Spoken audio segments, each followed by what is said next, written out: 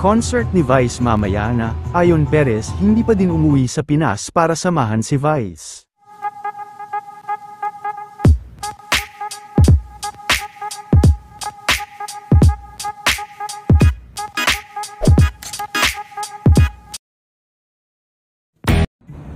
Nagsimula na nga sa Las Vegas, ang Pinoy Pride Celebration at kabilang nga sa inaabangan ay ang magaganap na concert ni Vice Ganda kasama sina MC, Lassie at Kyle Echari.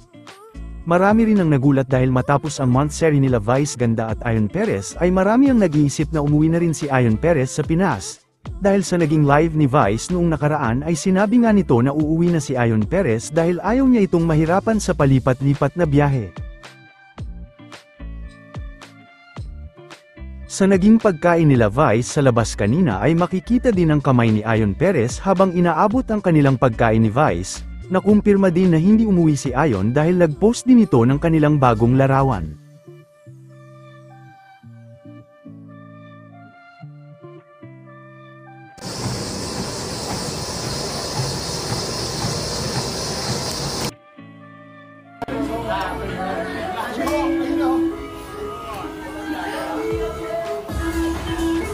Okay.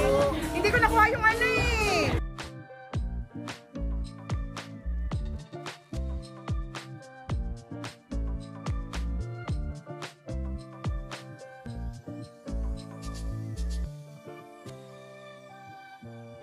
Hi guys! Visit Chef Baboy. Masarap daw dyan. So, sabay-sabay tayong pumunta.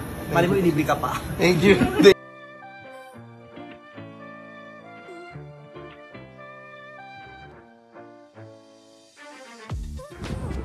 Yon.